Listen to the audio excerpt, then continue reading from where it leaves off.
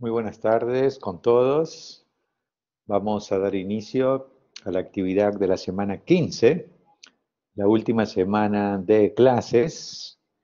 Así que con esto estamos cerrando la semana de teóricos y de talleres prácticos.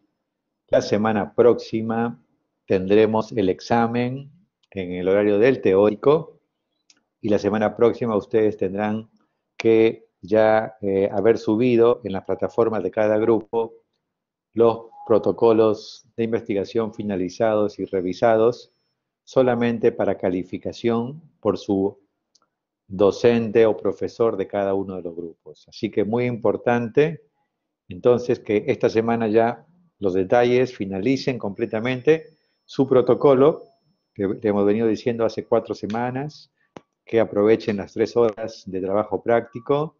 Sé que están con otros exámenes, con otras tareas, con otros compromisos, pero el protocolo es el producto final del curso y el que demuestra las competencias que ustedes han adquirido o no durante la asignatura, ¿sí? Así que les recuerdo entonces, la semana próxima será el examen para todos, el examen final en el horario del teórico. Muy bien, tengo solamente 27 asistentes a la última clase de teórica y eso es porque muchos están no participando. Sin embargo, más allá de que no pasamos lista en el teórico, queda grabado quienes están presentes, ¿eh? Queda grabado quienes realmente han participado. Ok, entonces vamos a avanzar con la clase del día de hoy, que tiene que ver con el artículo científico.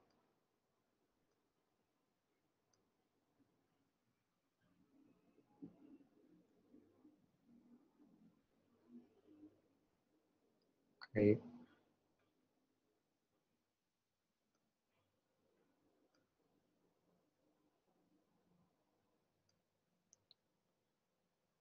Muy bien, entonces vamos a revisar la estructura del artículo científico. Prácticamente todo lo que significa la tesis se debe resumir en la publicación, que es el artículo o el paper, y que ya para cuando ustedes lleguen probablemente a el momento de su titulación, esté ya habilitado la opción de titulación por artículo científico derivado de la tesis. Así que, y es más, todos los que tengan un artículo derivado de su tesis ya tienen preaprobada la tesis correspondiente, ¿sí? Entonces, ¿cómo funciona esto de las publicaciones científicas, las revistas que siguen siendo el lugar preferido por la comunidad científica para lo que se llama medicina basada en evidencias? Tenemos la materia prima, son los manuscritos o borradores o draft que resumen los resultados de un trabajo de investigación. Estos manuscritos son enviados y sometidos a un proceso editorial. Este proceso, en el que ingresa la materia prima, participan los editores, los revisores, que deben ser revisores pares externos, ¿sí? Lo que se llama peer-reviewed, revisores por pares externos, doble ciego. Está, por supuesto, la imprenta cuando hay versión impresa, las indexadoras, organismos internacionales que indexan las revistas y lo califican según su importancia y según parámetros estándares internacionales. Y están los patrocinadores, por supuesto. El producto es la revista o el artículo, el paper, ¿sí? Y los dos formatos más importantes de publicación en el mundo siguen siendo el artículo científico o paper y el review o artículo de revisión. ¿Ok? Muy bien, entonces, cuando tengo que elegir una revista para publicar, tengo que hacerlo según el ámbito y alcance de la investigación. Si en mi mano tengo un trabajo de investigación muy interesante, importante, con datos fuertes, entonces yo podré aspirar a una revista de alto impacto, una Q4, Q3, Q2 o Q1, que es el máximo nivel de impacto internacional. La calidad de la revista depende si está indexada en LatinDex, en Cielo, en Medline, Scopus, Web of Science, entre otras. Depende de la calidad de material publicado por esa revista, y eso le da la calidad a la revista. y depende de la calidad de la revisión por pares, ¿sí? En general, las revistas tienen una cola de artículos según el orden en el que lo van recibiendo, y eso hace que los tiempos de revisión y del proceso de edición de un artículo lleve entre 6 meses, 12 meses, 15 meses, 2 años en algunos casos. Otros criterios son el público objetivo. Si yo voy a publicar solo en español, español y portugués o español-inglés. Muy importante que hoy se lee prácticamente todos los artículos en inglés.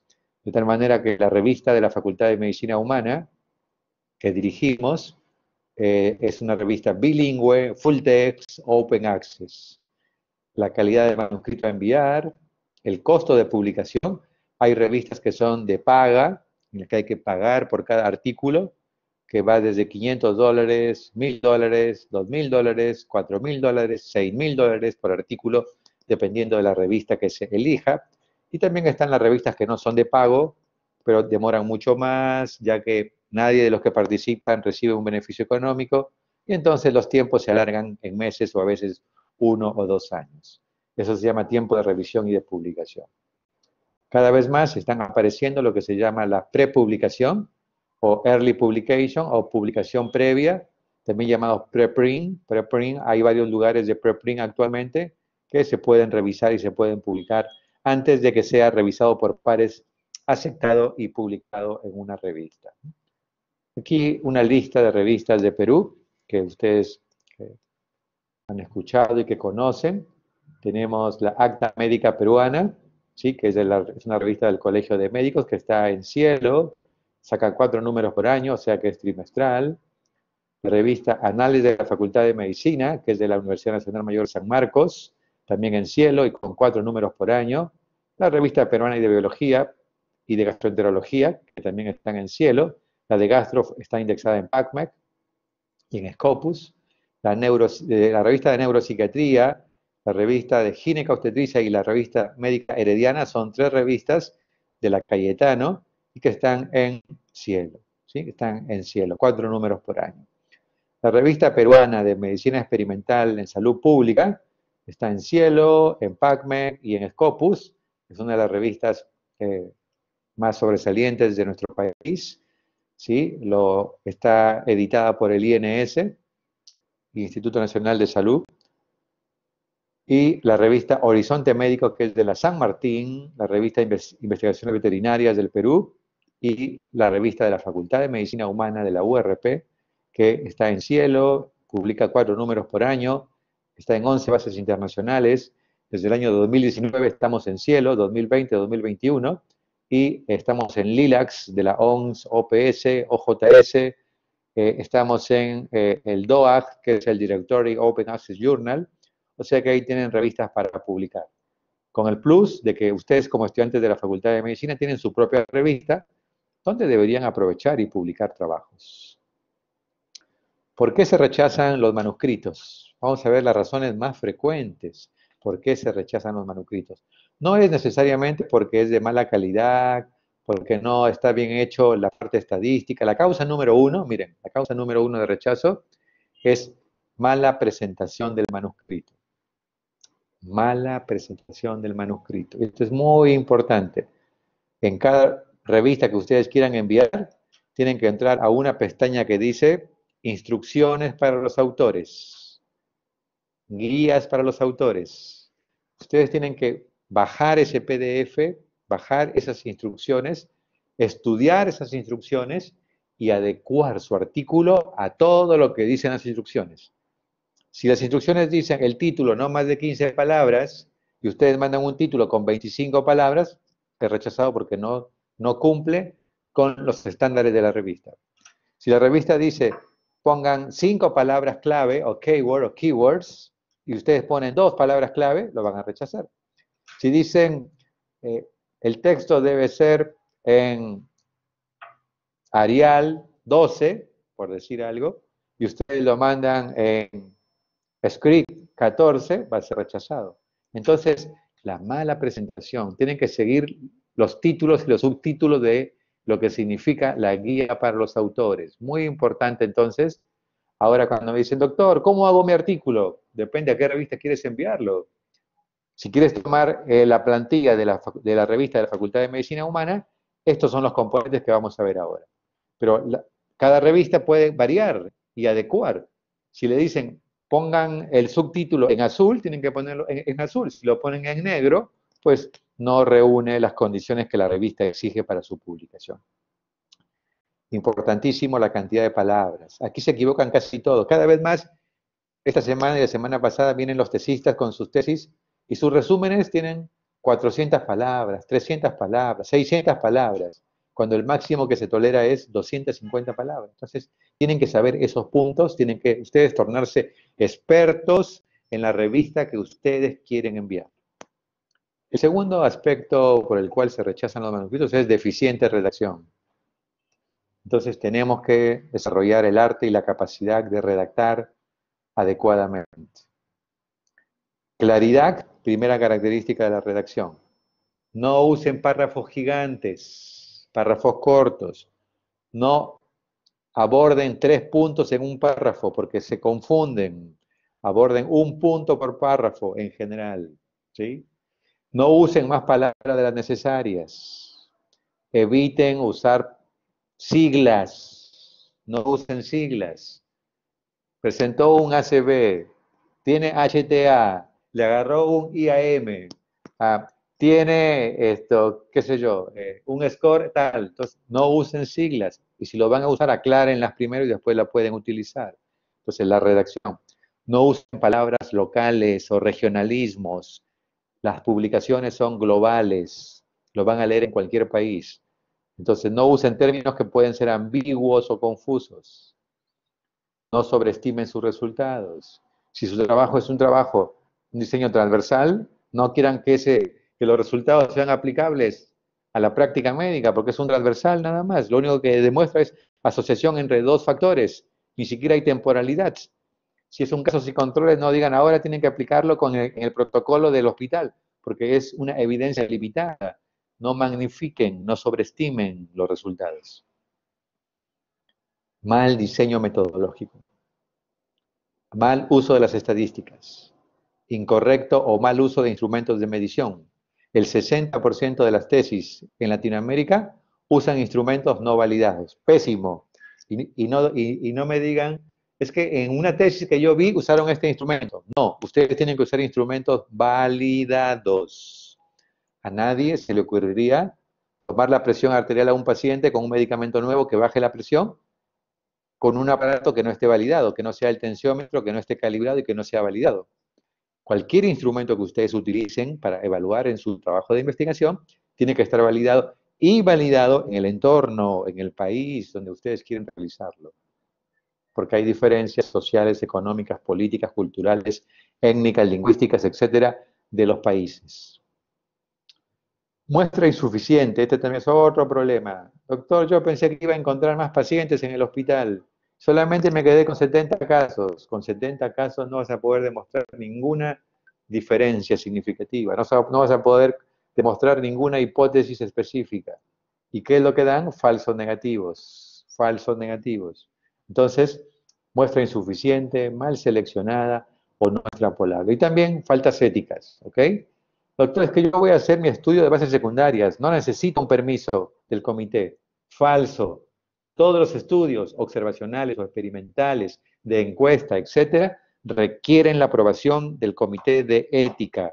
Por eso, el Instituto de Investigación en Ciencias Biomédicas tiene el comité de ética en investigación que está a su disposición para que aprueben sus protocolos. Pero si además ustedes lo van a hacer en un hospital o en una clínica, tienen que tener la aprobación institucional para poder desarrollarlo. ¿Okay? Si van a tomar entrevistas o encuestas, tienen que tener consentimiento informado, por supuesto. La estructura de un artículo original es el IMRD, que es introducción, métodos, resultados y discusión. En la introducción, la pregunta es, ¿cuál es el problema? Aquí se debe responder eso en la introducción. En métodos es, ¿cómo se va a estudiar ese problema? Los resultados es, ¿qué encontramos en el trabajo de investigación? Y la discusión es, ¿qué significan dichos hallazgos? Y aquí quiero aprovechar, La discusión no es la repetición de los resultados, sino la interpretación. Y esa interpretación tiene que ver con el cerebro atrás de la lente que observa el fenómeno. Pueden copiar la introducción de otros artículos y va a salir alto Turnitin y lo van a bloquear. Pueden copiar los métodos de otras tesis o de otros trabajos. Pueden inventar o maquillar resultados, cosa que es no ético. Pero lo que no van a poder hacer es inventar una discusión. Y ahí es donde se ve la capacidad y el conocimiento de los investigadores que han participado. Muy importante la parte de discusión. Entonces, todo tiene que ser original y apegado a los criterios de integridad académica y de principios éticos. El título debe describir el contenido del manuscrito. Debe ser específico, claro, exacto y breve. Como ya dije, generalmente se recomienda menos de 15 palabras, títulos cortos. El título metodológico no necesariamente es el título del artículo. Si su tesis tiene que tener 5 componentes, su pregunta y su título tiene que tener 4 componentes, las variables, la relación, la unidad de estudio, la población y el periodo, el título del artículo no tiene que tener todas esas características. Más bien debe ser un título llamativo, atractivo, ¿ok? Muy importante. Se puede modificar hasta la publicación finalmente. Así que el título no es lo que más me preocupa de un artículo, eso lo podemos modificar. Es lo último que se debe escribir. Errores frecuentes. Falta de claridad y orden. Ponemos primero la variable dependiente y después la independiente, orden equivocado. Primero es la variable independiente 1, relación, asociación, etcétera, correlación con variable 2, variable dependiente. Sintaxis equívoca, usando palabras ambiguas. Entonces es muy importante, el título tiene que ser bien cuidado, bien logrado. No usen términos ambiguos. No usen abreviaturas en el título, por favor. Títulos poco específicos o demasiado específicos no son buenos. Y el uso de palabras innecesarias. Entonces, usen las palabras solamente las que sean necesarias. ¿Para qué van a usar 10 palabras cuando pueden decir lo mismo con 6 palabras? Entonces, desarrollen esa capacidad, por favor. El resumen en español y el abstract en inglés forma parte del paper o del artículo. El resumen estructurado es lo que piden la gran mayoría de revistas biomédicas, incluida la revista de la Facultad de Medicina Humana, donde se pone objetivos, métodos, resultados y conclusiones. Eso debe ir en el resumen, ¿ok? Ojo con el resumen porque el resumen tiene un límite de palabras, así que no me pongan en introducción 6 renglones porque eso ya bloquea su resumen. Palabras para un artículo original en general va entre 200 y 250 palabras, no más que eso. No pongan resúmenes más allá de 250 palabras, por favor. Y si es un artículo breve, es generalmente 150 palabras. Ok, ahora que entramos al cuerpo del artículo, el primer segmento es la introducción. La introducción, en general, son 5 a 6 o 7 párrafos, no más que eso. Una página en Word o una página y media, no más que eso en general. ¿Qué debo colocar en la introducción? Primero, el problema, contextualizar el problema. ¿Qué se pretende estudiar? ¿Okay? Hemoglobina glicosilada y amputación de pie diabético. Describo qué es el pie diabético, su frecuencia a nivel internacional, nacional, en Perú o en el hospital. Veo qué factores se asocian con la amputación de pie diabético y la importancia de la hemoglobina glicosilada. Luego tengo que abordar las brechas o vacíos en la literatura, es decir, ¿qué no se ha publicado sobre pie diabético? Por ejemplo, hemoglobina glicosilada. ¿Okay? ¿Por qué es importante? Esto es muy importante, esto tiene que ver con la justificación.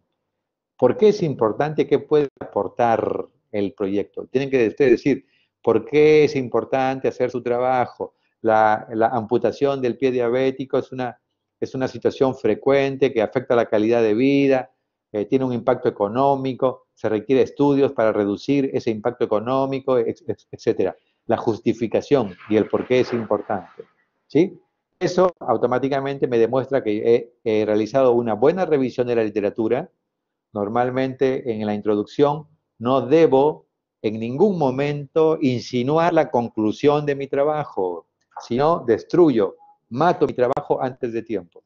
Por ejemplo, si mi trabajo es hemoglobina glicosilada y su asociación con pie diabético, en mi introducción yo no voy a poner Eh, Diversos autores han demostrado que la hemoglobina glicosilada está asociada con la amputación de pie diabético. Entonces la pregunta es, ¿para qué lo vas a hacer si ya está demostrado?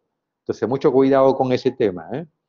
Hay dos puntos que deben ser desarrollados y que están ocultos en la introducción. Primero, las citas adecuadas, usualmente entre 8 y 10 citas en la introducción deben ser mencionadas, a veces más, 8 a 10 citas, y la hipótesis no se coloca, se coloca el objetivo.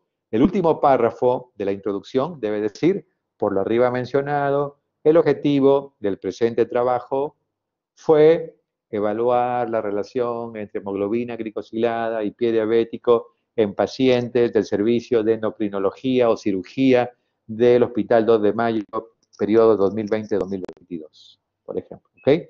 Se termina con el objetivo. Ok, errores frecuentes en la introducción. Hay una amplia revisión del tema, creen que la introducción tiene que poner todos los artículos que han encontrado, cosa que no es cierto. Afirmaciones con muchas citas, no sobrecarguen las citas, dejen algunas citas para la discusión, pongan las importantes, creen suspenso, la introducción es la antesala, la introducción no es el artículo, no es el resultado, no es la introducción, es solamente llevar al lector al marco que ustedes quieren llevarlo, es decir, a decirle, este artículo es importante por tal cosa. Error frecuente es que en la introducción no está la justificación, tiene que estar la justificación del estudio, y cada vez que reviso artículos que nos envían a la revista, hacen una introducción de lo que pasa a nivel internacional, la epidemiología, la frecuencia, la mortalidad, pero no justifican el por qué se va a hacer. Tienen que justificar. Un párrafo debe ser justificado. Justificación de por qué hay que hacer ese estudio. ¿Ok? Y por supuesto la cantidad de palabras. El segundo componente es los métodos. Y en métodos tenemos que tener 6 subtítulos: diseño del estudio, población y muestra, intervención o procedimientos, variables, análisis estadístico y consideraciones éticas. Hay que separarlas y agruparlas en estos subtítulos o en estos acápites para que no esté todo mezclado, porque a veces cuando no lo hacen de manera organizada, mezclan en métodos, meten todas las cosas mezcladas y vuelven a repetirlo, lo que dijeron al principio lo repiten a la mitad y al final. No. Diseño del estudio. Es un diseño observacional o experimental, longitudinal, transversal, casos y controles, cohorte, ECA, etc. Diseño del estudio. Población y muestra. Tienen que hacer allí tamaño de la muestra, la población, qué tipo de pacientes van a ingresar, población, cálculo del tamaño de la muestra y la técnica de muestreo. Eso va aquí en población y muestra. Dos características que aseguran la representatividad de la muestra. Y por supuesto, tiene también que ver allí lo que se llama los criterios de selección. Intervención o procedimientos. ¿Qué se va a hacer? Se va a pesar al paciente, se le va a hacer una cirugía laparoscópica, se va a tomar la presión arterial, etcétera. ¿Ok? Intervención o procedimientos. Luego después, ¿qué variables se van a aplicar? La variable dependiente, cómo se va a medir, si tiene puntos de corte, con qué instrumento, etcétera. Las variables independientes son estas y las variables intervinientes. Y ahí si voy a tener o no instrumentos para evaluar mis variables. Con sus citas, según tal autor, para la variable, por ejemplo, calidad de vida, se utilizará el instrumento validado por tal autor y se dan las características de validación, la confiabilidad y las características de validez. Después de las variables, yo debo explicar el análisis estadístico que voy a realizar. ¿Okay? ¿Qué tipo de análisis? El descriptivo, el inferencial, etcétera. ¿Qué medidas voy a presentar? ORs, RP, intervalo de confianza del 95%, valor P menor a 0.05 para la significancia, usaré ORs ajustados, ORs crudos, usaré análisis bivariado y multivariado, usaré regresión, usaré ecuaciones de Poisson, etcétera. Análisis estadístico. Consideraciones éticas es lo último y es muy importante que aquí se diga que el trabajo de investigación se adhirió a los principios éticos internacionales y nacionales, como por ejemplo la Declaración de Helsinki, que se aseguró la confidencialidad y la privacidad de los pacientes, ningún dato personal va a ser publicado, y por otro lado, que se cuenta con la aprobación tanto de la Facultad de Medicina, del Instituto de Investigación en Ciencias Biomédicas, del Comité de Ética y o del hospital, clínica o institución donde ustedes realizaron su trabajo de investigación. Respecto al diseño, ya esto lo hemos visto, todos ustedes ya son expertos en el tema de diseño. La población y muestra, tengo que describir la población de estudio, en qué marco se estudió, lugares y fechas relevantes, criterios de inclusión y exclusión, lo que se llama criterio de selección, el tamaño muestral y el tipo de muestreo, probabilístico o no probabilístico. A veces, porque alguien usó en algún momento muestreo no probabilístico por conveniencia, todo el mundo copia esa frase. Por favor, es muy importante que si usted calcula el tamaño de su muestra, debe usar un muestreo probabilístico, quizás aleatorio simple, que es el más frecuente, o el sistemático, estratificado, pero estamos prácticamente diciendo que no utilicen el no probabilístico por conveniencia sistemática. Eso le resta validez a su estudio. Así que muy importante, por favor. ¿Ok? ¿Qué intervención, qué procedimientos, cómo vamos a hacer para cada variable? Las variables sociodemográficas, ¿de dónde lo obtuve? Las variables clínicas, ¿de dónde lo obtuve? Las variables de patología, ¿de dónde lo obtuve? Las variables de la encuesta, ¿de qué encuesta lo obtuve? Etcétera. ¿Okay? Cada variable, ¿de dónde lo vamos a obtener? ¿Qué pasos se utilizaron para recolectar los datos? Instrumentos, ¿qué instrumentos voy a utilizar para variables complejas o multidimensionales? ¿Y con qué puntos de corte voy a utilizar? ¿Y qué pasos se siguió para reducir el sesgo en el registro de las mediciones? Lo cual se llama calidad de los datos. ¿Cómo aseguré la calidad de los datos? ¿Ok? Con dos operadores, con revisión aleatoria, etc. Variables.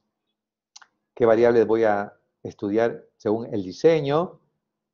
Clasificarlas, identificar cuál es mi variable independiente, dependiente o intervinientes. Tengo que dejarlo claramente definido allí en métodos y en variables. ¿Cómo voy a agrupar las variables? Si lo voy a hacer finalmente dicotómicas, politómicas, cómo lo voy a agrupar, puntos de corte, etcétera. Y cómo se van a expresar esos resultados. En cuanto a la parte de análisis estadístico, tengo que decir qué pruebas estadísticas voy a utilizar para analizar sus variables o se han utilizado para analizar esas variables. Debo dar información sobre la distribución de las variables. Cada medida informada en resultados debe tener una descripción del método utilizado. Y finalmente hay que conocer el sustento de las pruebas estadísticas. Y por supuesto ya he mencionado en las consideraciones éticas todo lo que se debe cumplir en la parte de consideraciones éticas. Errores frecuentes es que incluyen algún resultado y ya lo ponen en métodos. Ningún resultado debe ir en métodos, ¿eh? No hay que explicar las fórmulas, eso se sobreentiende que el que lo lee y el que revisa conoce las fórmulas estadísticas. Cuando es insuficiente, los detalles de los procedimientos de intervenciones, los revisores nos piden más datos. Cuando no se mencionan las consideraciones éticas, automáticamente nos rebotan el artículo para publicación. ¿Okay? Y luego vendrá la parte de resultados. En resultados no debo hacer juicio de valor, no debo hacer comentarios, este es mejor, este es peor, este fue 5 veces, no. Debo solamente describir los hallazgos en resultados. En discusión lo voy a comentar. Aquí en resultados solamente mostraré de manera objetiva, imparcial, los resultados, para que el lector los interprete. Deben ser presentados en forma lógica y en una secuencia lógica que ahora vamos a ver. Y hay 3 formas de presentar resultados. Texto, redacción en texto, tablas o cuadros y figuras o imágenes. Aprovechen y usen las 3. Lo que no se puede hacer es repetir lo de una tabla, repetirlo en el texto. Lo de una figura, repetirlo completamente en el texto. Ustedes pueden poner en texto 2 o 3 cosas de una tabla, pero no pueden repetir toda la tabla otra vez. Es un error frecuente. ¿Ok? Cada figura o tabla debe tener un mensaje propio y ordenado con números arábigos. Recuerden que de un artículo lo que se copia son las tablas o las figuras para proyectar en una conferencia. Entonces, la tabla debe reunir todos los criterios, toda la información para que pueda ser interpretada fuera del artículo, fuera del texto. Restringir el número de tablas y figuras al mínimo necesario. Cada revista dice, se aceptan máximo 4 tablas y 2 figuras, o 2 tablas y 2 figuras, o 3 tablas y 3 figuras. Cada revista dice eso. ¿Dónde? En instrucciones para los autores. La secuencia lógica a seguir es párrafo 1, es describir la muestra, características generales de la población. Párrafo 2 es análisis univariado, resaltar lo más importante en resultados, no repetir toda la tabla, sino resaltar lo más importante de algunas variables o hacer gráficos. Párrafo 3, análisis bivariado, relación entre 2 variables. la variable independiente y la variable dependiente, la variable interviniente y la variable dependiente. Y el párrafo 4 será el análisis multivariado, que es el que se usa básicamente para reducir los sesgos y para reducir los factores confusores. ¿Cuál es el objetivo del análisis multivariado? Simular la realidad. El paciente viene con 8 factores juntos. No solamente viene el paciente con el pie diabético y la hemoglobina glicosilada, no. El paciente con pie diabético es hipertenso, tiene problemas renales, tiene retinopatía, tiene elevado los glóbulos blancos, tiene inflamación, tiene anemia. Entonces, eso se estudia en un análisis multivariado para ver cómo interactúan todas. Lo que sale del análisis bivariado suelen ser los RP o OR crudos. Lo que sale del análisis multivariado son los OR ajustados, o RP ajustados, o hazard ratio ajustados, y ajustados a las otras variables, a los otros factores. Por lo tanto, ya no son crudos, sino son ajustados. Y eso se transforman en factores independientes. Las variables estadísticamente significativas son las que resultan del análisis multivariado. Y ya que dije estadísticamente significativo, en las tesis se equivocan y me lo dicen al revés, significativamente estadístico. Significativamente estadístico no significa nada, no existe significativamente estadístico. Es estadísticamente significativo. Significativamente estadístico es una paradoja, es una frase que no tiene ningún sentido. Entonces no se equivoquen ustedes, la frase es estadísticamente significativo, ¿ok? No significativamente estadístico. Estadísticamente significativo es lo correcto. ¿Ok? Algunas recomendaciones también, por supuesto, en el momento de redactar que ustedes deben conocer. Los números menores de 10 se ponen con letras, 8 participantes. Los números arriba de 10 se ponen con números, 120 participantes en el texto. ¿Ok? Las palabras, no los números comienzan una oración. Yo no tengo que empezar, si voy a empezar una oración o un párrafo, 20% lo debo hacer con letras, no con números. ¿Ok? El valor P puede tener hasta 3 decimales. El 35.6% va junto, sin espacio. En cambio, por ejemplo, 170 centímetros sí va separado aquí un espacio entre el número y la unidad. En cambio aquí, el 35.6 y el porcentaje van juntos, sin espacio. Todos esos detalles tienen que ustedes conocerlos. Voy a subir esta presentación para que ustedes lo revisen con tranquilidad. ¿Okay? Las tablas tienen que tener un número en la parte superior, según Vancouver, y las figuras en la parte inferior. Solamente se aceptan 3 líneas horizontales. Generalmente nos presentan tablas con líneas verticales y un montón de líneas horizontales. No, Vancouver dice que solamente se aceptan 3 líneas horizontales, 2 en el encabezado y 1 en la parte inferior. ¿Okay? Notas de pie de página y por supuesto se recomienda que los datos crudos que salen del SPSS o el Stata sean luego después diseñadas las tablas y los gráficos, no copiados tal como salen. ¿Ok? Y ahí están las tablas típicas, la tabla 1, el título, el número y el título, las 2 líneas horizontales y la línea final horizontal. El pie de tabla, para aclarar, por ejemplo, qué significa esta unidad, media más menos desvío estándar, la variable 1, la variable 2, el n, valor absoluto, y el porcentaje, valor relativo. ¿Ok? Muy bien. Ahí está un ejemplo, número de tabla, título de la tabla, las variables, el RP crudo, el RP ajustado. ¿Ven? Aquí está RP crudo con su intervalo de confianza al 95% y el RP ajustado. Pie de tabla y los autores correspondientes. Las figuras se usan para ayudar a la comprensión. Una figura habla más que 1000 palabras. ¿No? Ahí está la figura debe contener toda la información. El título de las figuras o imágenes en la parte inferior, según Vancouver, tiene entonces una leyenda para saber interpretar los colores, aunque algunas revistas usan tono de grises, cada vez más las versiones online, PDF o alta resolución usan multicolor, ¿no es cierto? Pero se puede usar la parte de tonos de grises, ¿ok? Y el año correcto. Entonces, cuando uno copia una imagen, tiene que tener toda la información para poder interpretarlo, independientemente del texto o del artículo. Entonces yo puedo presentar en texto, en tabla, en gráfico o en ilustración y cada una tiene un impacto diferente, por supuesto, en la parte científica. La discusión en la última parte, el primer párrafo debe presentar la evidencia más importante generada. prácticamente debe responder al objetivo. Lo más fuerte del trabajo se debe colocar en el primer párrafo de discusión. Y entonces decir por qué es importante este resultado. Y después empezar a enfatizar en cada párrafo las variables que ustedes quieren resaltar, no repetir todas. En el cuerpo se redacta según secuencia los principales resultados, solamente lo que queremos resaltar. Aquí un error frecuente en los estudiantes es que vuelven a repetir los porcentajes. Los porcentajes ya no tienen importancia. Cuando hay una medida de asociación o de relación, lo que importa ahora es la significancia y la medida de asociación. Ya no el 30% contra el 40%, el 50%, eso ya no tiene importancia en la discusión.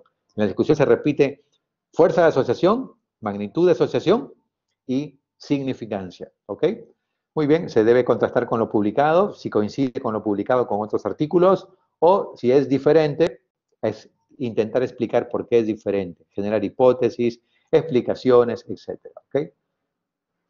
Uno de los últimos párrafos de la discusión van a ser las limitaciones, esto es muy importante, este es el penúltimo párrafo, en las limitaciones tenemos que poner, el investigador debe sincerar qué puntos no se estudió, qué le faltó estudiar, qué no pudo realizar, qué no obtuvo completamente, cuáles son las limitaciones de su diseño, etc. Ahí tiene que colocar, debemos ser autocríticos, antes de que los demás nos critiquen, nos criticamos nosotros en limitaciones. ¿Ok? Y ustedes deben reconocer sus limitaciones de su estudio. Para eso tienen que leer su diseño y saber durante el proceso de la investigación qué limitaciones tuvo el desarrollo de su proceso. Y finalmente, las conclusiones. Es el último párrafo, conclusiones.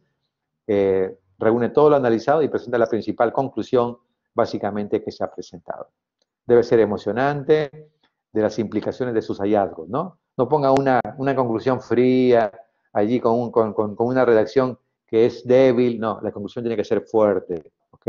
El qué y para qué de su investigación queda ahí en el resumen. Errores frecuentes de la discusión. Repiten todo lo que se mostró en resultados. La discusión no es repetir todo lo que se mostró en resultados, ¿ok? No se puede repetir la información de la introducción. Hacer afirmaciones que no se apoyan en sus resultados. No presentar limitaciones, comparaciones no adecuadas con otros estudios y conclusiones diferentes al resumen. Yo no puedo concluir en el cuerpo del artículo un resumen diferente, un segundo resumen diferente al resumen que puse, a la conclusión que puse en el resumen. Hay una sola conclusión del artículo, la misma va en el resumen o abstract y la misma va al final del artículo. ¿Ok? Algunas revistas pueden aceptar recomendaciones en la última parte de la discusión, pero no hay necesidad de poner recomendaciones como en la tesis. Una cosa es la tesis y otra cosa es el artículo. ¿Ok? Referencias bibliográficas. ¿Cuántas, doctor? Mínimo 25 referencias para un buen artículo. Entre 20 a 35 son las recomendaciones, depende de la revista. Eso lo leen también, ¿dónde? En recomendaciones, instrucciones para el autor en cada revista. Conocer el formato de las referencias. La mayoría usan formato Vancouver, pero a ustedes se les enseñó y se les ha provisto la herramienta Zotero, que puede transformar el Vancouver en APA o en otras formas de presentación. Hay que hacer un uso correcto de las citas y de las referencias y el llamado apropiado en el artículo, ¿no? Hay que citar fuentes relevantes, no usen Wikipedia, monografías.com, tarea fácil, etc. Usen artículos. ¿Puedo usar alguna tesis en mi artículo?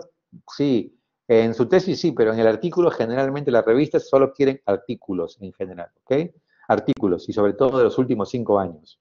El 70, el 80% de sus referencias en el artículo tienen que ser de los últimos 5 años. Un error frecuente es que agarran las referencias de la tesis, lo copian y lo ponen en el artículo. El artículo no tiene la misma secuencia que la tesis. Cada cita tiene que estar revisada, que corresponda. A veces me mandan el artículo así rápidamente como que nosotros no lo vamos a revisar y cada cita y cada referencia está alterada en secuencia, etc. Entonces, eso hace que se rechace automáticamente el artículo. ¿Ok? No copiar y pegar, leer bien el artículo a citar, nunca citar la cita de otra cita, sino la cita que ustedes solamente han revisado. Eso es muy importante. Eso significa acudir a la fuente original por difícil que parezca. Entonces, el artículo original sigue siendo el paradigma de las publicaciones científicas y queremos que ustedes participen y contribuyan a la producción científica de la Facultad de Medicina Humana Instituto de Investigación en Ciencias Biomédicas, Universidad Ricardo Palma, como ya algunos de ustedes lo vienen haciendo. Generar nuevo conocimiento y completar la difusión y publicación resulta esencial, y los papers son la base de la medicina basada en evidencia. Evidence-based medicine. Entonces, la recomendación es: completa tu trabajo de investigación, publica tu artículo original y tendrás todo listo para irte sin la mochila de la tesis pesada a tu internado. Ya vas a tu internado libre de todo esto. La publicación es el medio, pero no el fin.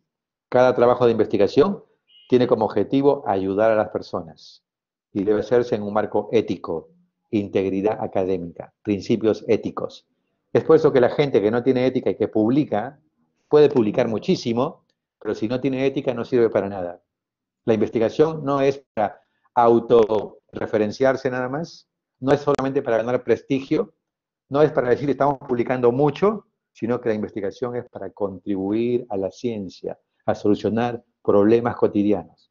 Y si no tenemos eso claro, que es para ayudar a los demás, entonces en nuestra práctica cotidiana lo que vamos a hacer es querer trepar, querer hablar mal de los otros, querer simplemente publicar más para ser mejor visto, pero no mejor persona. Entonces, muy importante, la publicación es el medio, no es el fin.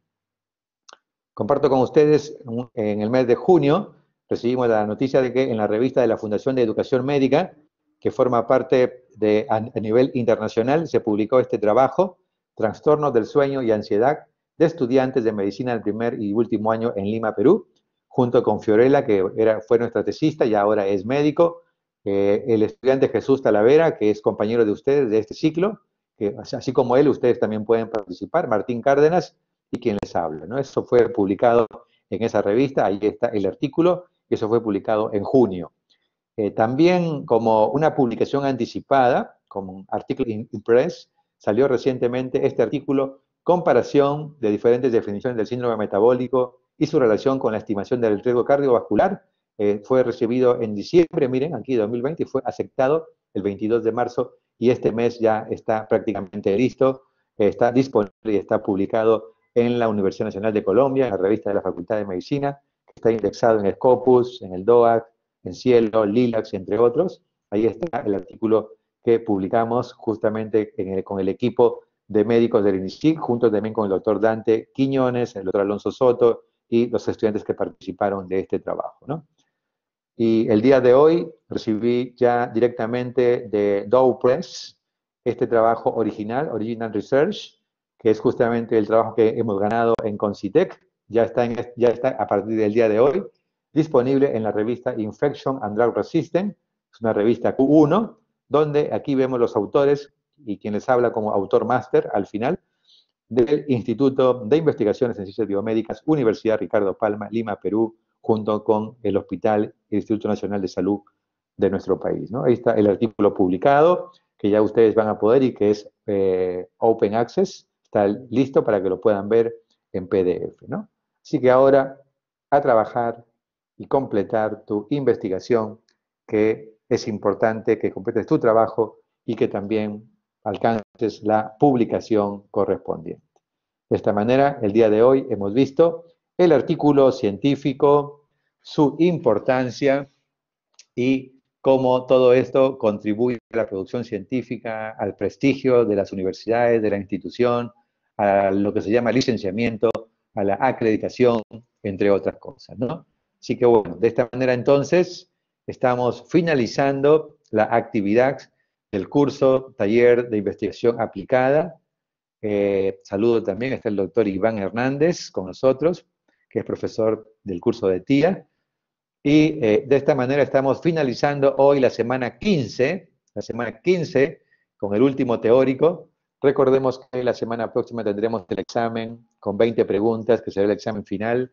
Y esta semana ustedes deben terminar y subir en la plataforma que cada profesor les va a indicar, subir ya su protocolo para que esté calificado y tengamos la semana que viene ya listas las calificaciones subidas en la plataforma. Muy bien, de esta manera entonces vamos a dar por finalizada el teórico y finalizado el curso de taller de investigación aplicada. Muy buenas tardes. Muy buenas tardes, doctor Johnny. Felicitaciones, doctores.